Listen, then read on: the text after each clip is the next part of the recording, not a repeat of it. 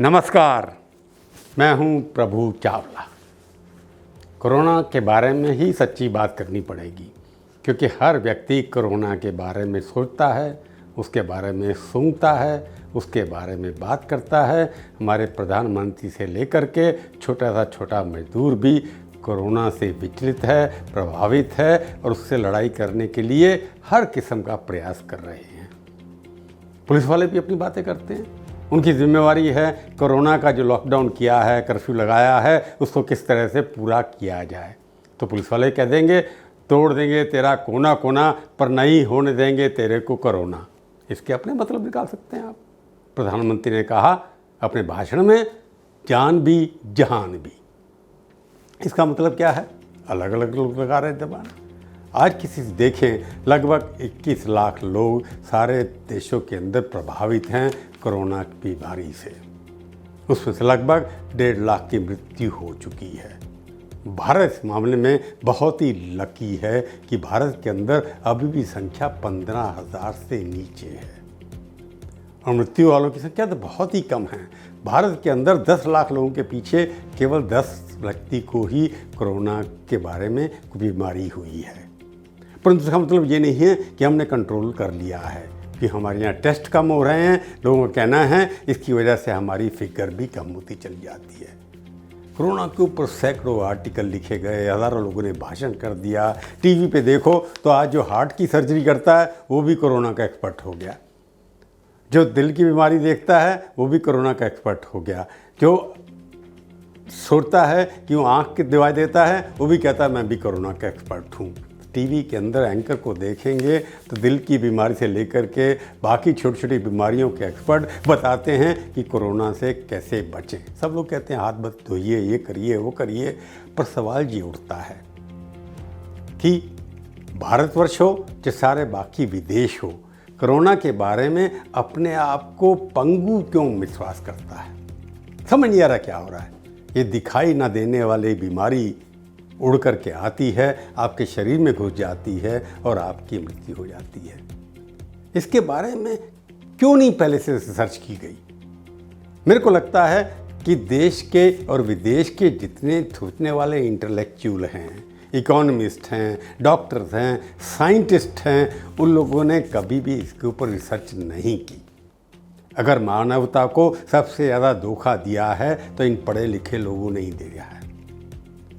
आप चांद के ऊपर आदमी भेज सकते हैं, आप हज़ारों सैटेलाइट आसमान में छोड़ सकते हैं, जिससे आप जासूसी भी कर रहे हैं, जिससे आप टेलीविज़न चैनल भी चला रहे हैं, इसके साथ आप लड़ाई करने की तरीके भी सोच रहे हैं। परंतु ऐसा कोई वायरस आएगा, इसके बारे में हमारे साइंटिस्ट ने क्यों नहीं रिसर्च की? हमारे अर्थशास्त्रियों ने इस बारे में क्यों नहीं सोचा कि अगर इस तरह का कोई वायरस होगा, बीमारी होगी, एपिडेमिक होगा, महामारी होगी, तो उसको निपटने के लिए कौन से आर्थिक उपाय करने पड़ेंगे? भारत के बारे में देखें कि आ गई बीमारी। हमारे यहाँ तो काफ़ी बीमारियाँ आती हैं, क्योंकि हमारे लोग वैसे भी पोल्यूटेड एनवायरनमेंट में रहते हैं, गंदा पानी पीते हैं, गंदी सब्जियाँ मिलती हैं। परंतु हमारे यहाँ टीके भी बचपन लग जाते हैं, जिसकी वजह से हमारी इम्यूनिटी जो है वो काफ़ी हाई है। उसके बावजूद भी 2.5 करोड़ लोग जो अपने अपने गांव छोड़ कर के शहरों में रोटी के चक्कर में आए थे, उनको कह दिया गया कि आप वहीं रहिए जहां भी हैं। तो बेचारे जो एक खोली के अंदर 10-10 लोग रहते हैं, झुग्गी झोपड़ी में रहते हैं, उनको वहीं छोड़ दिया गया 10 लोगों के एक ही कमरे के छोटी के अंदर, तो बीमार तो होंगी।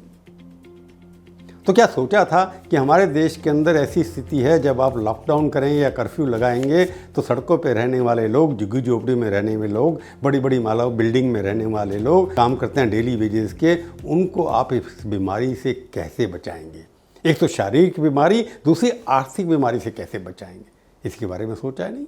सडनली ये कहा कि आप वहीं रह जाइए। उसके बाद सारी संस्थाएँ, समाज सेवी संस्थाएँ इकट्ठी हो गई कि हम खाने के पैकेट बांट देंगे। खाने के पैकेट इतने, अगर संख्या गिनी जाए, अखबारों में जो छपती है, जो सोशल मीडिया पे आती है, ऐसा लगता है भारत के अंदर खाने के पैकेट ज़्यादा हैं, जनता कम है। कि हर एक लोग अपना ट्विटर पे फ़ोटो डाल देता है और हर सरकार घोषित कर दे कि हमने 500 रुपये दे दिए, हमने 1000 रुपये दे दिए, किसी ने दान में दे दिए, प्रधानमंत्री के कोष के अंदर हज़ारों करोड़ रुपये इकट्ठे हो गए। अच्छी बात है।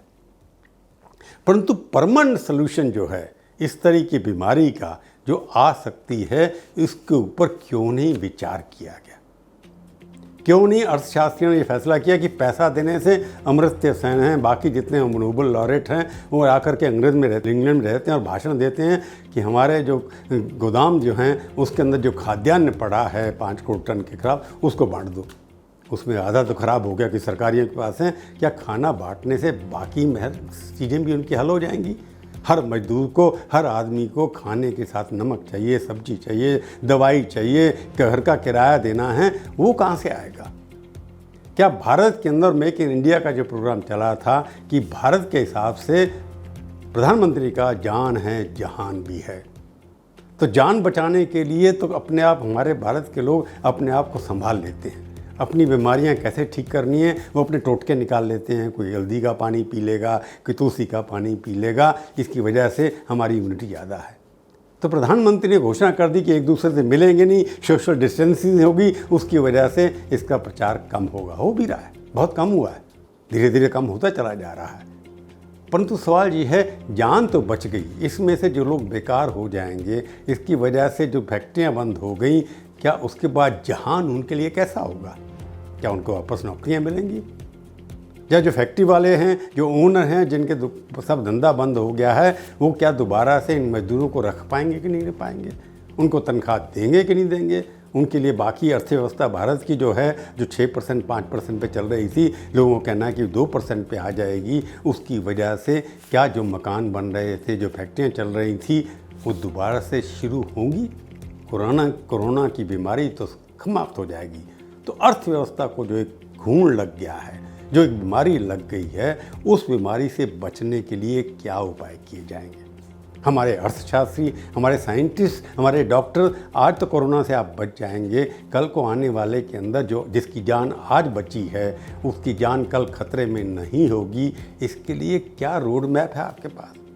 जिसकी नौकरी आज चली गई है उसको दोबारा मिल जाएगी और उसके बच्चे चलते रहेंगे, इसके लिए क्या आपके मंत्र है? इसका आंसर अभी तक नहीं मिल रहा है। बाकी देशों के अंदर ट्रंप ने तो कहा है कि मैं $1200 हर एक आदमी जो अनएम्प्लॉयड है उसको दे दूंगा। वहाँ पर लगभग 1.5 करोड़ लोग जो हैं अनएम्प्लॉयड हैं, उन्होंने पैसे मांगना शुरू कर दिया है। इंग्लैंड के जो फाइनेंस मिनिस्टर हैं उन्होंने कहा है कि 80% सैलरी जो है, जो काम करते हैं, उसकी तनख्वाह बाहर उनकी सरकार उनके खाते में जमा करा देगी। नीदरलैंड की सरकार ने भी लगभग 80% तनख्वाह देनी शुरू कर दी है। परंतु भारत के अंदर लोगों के खाते में 500 रुपये चले गए हैं। जनधन योजना जिसको कहते हैं, योजना के अंदर पैसा चला गया है। परंतु सवाल ये हुआ है, कोरोना का जो घाव लगा है भारत को, वो मानसिक घाव ज़्यादा है, संख्या के दृष्टि से वो घाव नहीं है। लोगों को डर लगता है कि उनको घर के अंदर जाना है। कितना डिफाइंस हो रहा है कानून का। आप देखे होंगे कि सड़कों के ऊपर लोग 400-400, 500-500 किलोमीटर पैदल जा कर के अपने घर में जाना चाहते हैं, क्योंकि उनको लगता है कि जहाँ वो रह रहे हैं वहाँ पर जब मरने के बाद उनकी लाश उठाने वाला भी कोई नहीं होगा। तो रास्ते में उनकी पिटाई होती है, घर तक नहीं पहुँच पाते, बच्चों को कंधे पर उठा करके ले जा रहे हैं, उनके पास 2 रोज़ का खाना है, बच्चों के लिए दूध नहीं है। वो क्यों जाना चाहते हैं? उनको लगता है कि हमारे पास जो घर का किराया है, जिस खोली में वो रहते थे, उसके लिए पैसा नहीं है। गांव के अंदर कुछ भी गांव के साथ मिल करके थोड़ा बहुत खा करके वो जी सकते हैं। फसलें कटने वाली हैं, वहाँ पर मजदूर नहीं हैं, क्योंकि कैसे मजदूर वापस आना नहीं चाहता है। और बाकी जो गरीब आदमी तो डिफाई कर रहा है, कानून तोड़ रहा है, क्योंकि उसको अपनी जान का खतरा है, जहान के बारे में नहीं सोच रहा। परंतु बड़े बड़े लोग भी हैं। कर्नाटका के भूतपूर्व मुख्यमंत्री कुमारस्वामी ने तो अपने बेटी की शादी धूमधाम से कर ली, उसके लाइसेंस भी दे दिया। एक बड़ा अमीर उद्योगपति बॉम्बे के अंदर अपनी सैरगाह करने चला गया, अपने फार्म हाउस पे चला गया, जाली परमिट बनवा करके। मंदिरों के अंदर जुलूस निकलते चले जा रहे हैं, मूर्तियाँ निकल रही हैं। मस्जिद के अंदर रोज़ अपनी वहाँ पर डिफाई करके अपनी मास्क के अंदर जा कर के नमाज़ पढ़ने जाते हैं। तबलीगी जमात का आपने किस्सा सुना ही होगा। तो कोई भी व्यक्ति या कश्मीर के अंदर हो, चाहे तबलीगी जमात का हो, चाहे मंदिरों में हो, चाहे कई जगह हो, कोई भी पालन करने के लिए तैयार नहीं है। तो भारत के अंदर कोरोना का जो मॉडल है, वो जो पश्चिम का मॉडल है, उसके हिसाब से नहीं चल सकता। यहाँ की समाज, यहाँ की इकोनॉमिक्स, यहाँ की अर्थव्यवस्था, यहाँ की सोच, यहाँ की सोशियोलॉजी, यहाँ की बाकी चीज़ें, अलग अलग परंपराएं हैं जिसके विचार से सबके ऊपर बंधन नहीं लगाए जा सकते। तो भारत के अंदर एक ऐसे मॉडल की ज़रूरत है जिसके अंदर जान भी बचे और उनका जहान भी चला जाए। उसके लिए मेरे को लगता है कि एक विटामिन है जिसका नाम है एम। एम का मतलब ये है कि मनी। जब तक लोगों के हाथ में आप विटामिन सी दे दें कि आयरन के दे दें, परंतु हर व्यक्ति को विटामिन एम चाहिए, मनी चाहिए।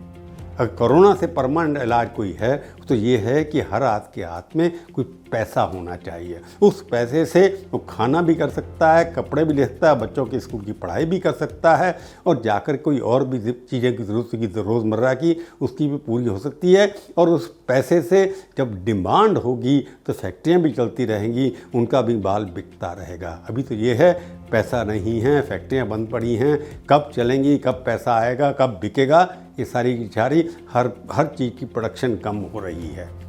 अगर प्रोडक्शन की अर्थव्यवस्था कम होती चली जाएगी तो वहाँ पर लोगों को जॉब देने के लिए भी कमी हो जाएगी। तो मेरे को लगता है कितना ज़्यादा पैसा गरीब लोगों को, मिडिल लोगों को किसी भी रूप में दिया जाए, उससे कोरोना को भी स्वस्थ भी लोग होंगे, उनकी प्रसन्नता भी, जो कहते हैं इंडेक्स, हैप्पीनेस इंडेक्स जिसको आजकल कहा जाता है, वो भी बढ़ेगा। उससे उनके अंदर इम्यूनिटी भी ज़्यादा आएगी। तो कोरोना का एक ही इलाज है, ये लड़ाई तो हम जीतेंगे। लगता है भारत जीतेगा कि हम लोग यूनाइटेड हैं, परंतु इसकी अलग विविधता ऐसी है जिसके अंदर विविध प्रकार के आपको स्टेप लेने पड़ेंगे। इस लड़ाई के अंदर नया अर्थशास्त्र होगा, नया मेडिकल शास्त्र होगा, नया रिसर्च करना पड़ेगा। और भारत के अनुसार भारत के अंदर मेक इन इंडिया जैसे लेबर खाली थी, मास्क हम लोग बना सकते थे। केवल सिलाई मशीन के ऊपर हाथ की सुई से भी मास्क बन सकते हैं। हमारे यहाँ हम अपने जहाँ पर जा कर के जो लाइफ सेविंग किट्स हैं डॉक्टर को चाहिए, बेचारे कई डॉक्टर मर गए हैं, कई को कोविड हो गया है। अगर हिंदुस्तान की लेबर का प्रयोग उसके लिए किया जा सकता था। हमारे उद्योगपतियों ने इसके ऊपर पैसा नहीं लगाया क्योंकि इस तरह की आपदा आएगी, उसके लिए हमारा सिस्टम तैयार होना चाहिए। मास्क मिलियंस लाखों में बनने चाहिए, मशीनरी बननी चाहिए, वेंटिलेटर बनने चाहिए। इंडिया के अंदर ताकत है। आज प्रधानमंत्री का फॉर्मूला जो है ये है कि मेक इन इंडिया को अगर रिवाइव करेंगे, उससे मेक इन इंडिया से बाकी सारे विश्व के लोगों की ज़रूरतें भी पूरी होंगी, क्योंकि हम ही यही कर सकते हैं।